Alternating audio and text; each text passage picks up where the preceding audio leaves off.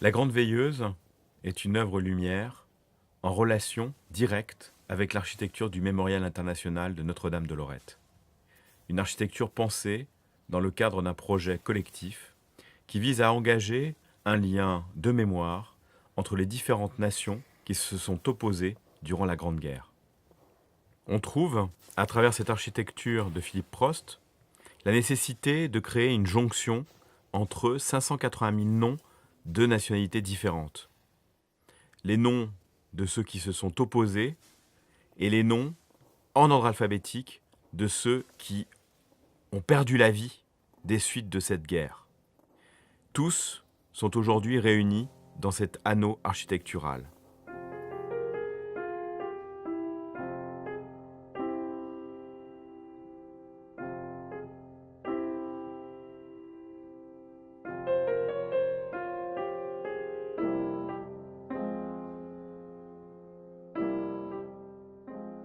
La Grande Veilleuse, voulue en même temps que l'architecture, aux côtés de l'architecte, est une œuvre que j'ai réalisée dans un objectif conceptuel et collaboratif. C'est une œuvre qui engage un dialogue entre les vivants et les morts et qui montre ce que l'Europe pourrait être.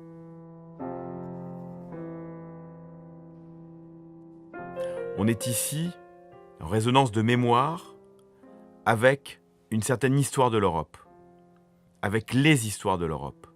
Des histoires qui se jouent également aujourd'hui, tout autant qu'elles se sont jouées hier. Cette œuvre se veut être un signal pérenne, engageant la collectivité dans une réflexion permanente, un lieu de rendez-vous des peuples, dans un esprit en phase avec les idéaux des Nations Unies. Ce lieu de mémoire renouvelle la relation et œuvre pour que ne s'éteigne jamais ce qui peut susciter une réflexion pour l'avenir, c'est-à-dire l'entente et la relation entre les êtres européens.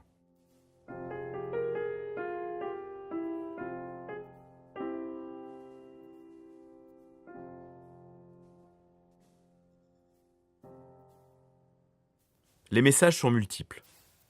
Il y a tout d'abord l'idée de fédérer 580 000 tués du Nord-Pas-de-Calais et de créer un contact lumineux entre eux, avec un objectif permanent de fédération. L'idée est aussi d'interroger la présence et l'absence et d'engager une réflexion sur le devenir de l'Europe. La volonté est également de créer une dynamique locale et globale qui puisse engager toutes les générations dans un dialogue, avec la création d'un espace susceptible d'apporter à l'Europe un nouvel élan commun.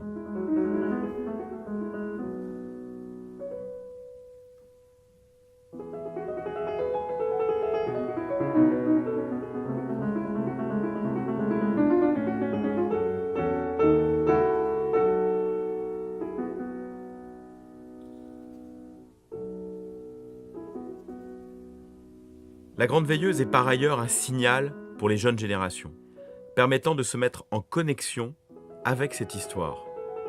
Il est en effet nécessaire de rendre chacun responsable du passage de l'histoire et, de ce fait, de sa transmission.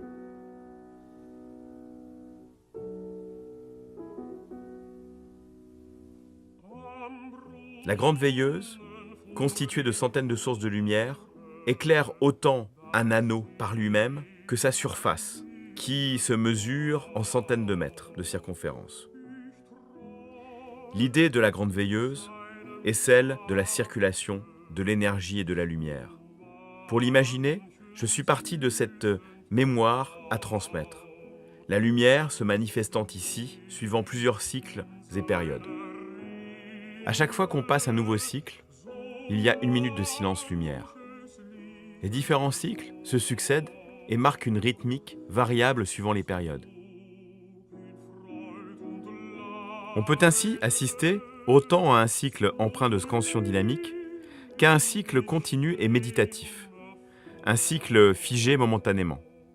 J'ai par conséquent travaillé sur la monumentalité du bâtiment et également sur l'idée que la lumière traverse la matière, qu'elle en imprègne les noms, qu'elle fasse se correspondre un système de recoupement.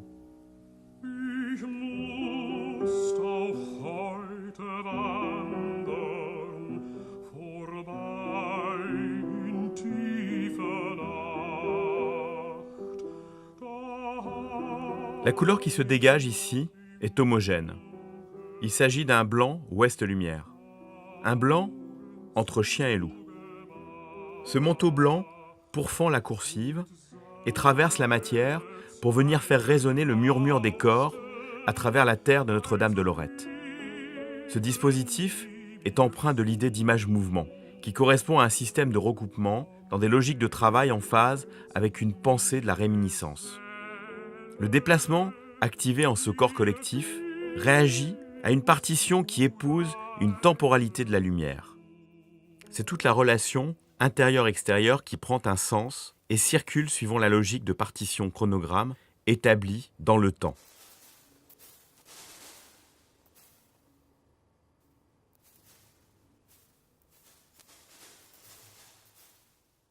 Cette partition fait écho à la présence même du visiteur de Notre-Dame de Lorette. Un visiteur qui, à travers la lumière, finit par éclairer lui-même le sens de l'Europe.